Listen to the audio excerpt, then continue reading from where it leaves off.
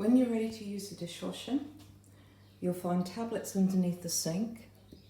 Place them in the holder there and just put your finger under this flap here and just pull it up and over. If you need to release it, it's this button on the side. But just up, over and just click into place. Press the on button and you'll see that it defaults to program 1 and the go button is flashing. Select the program of your choice. So in this case, we'll run number 4. So press that.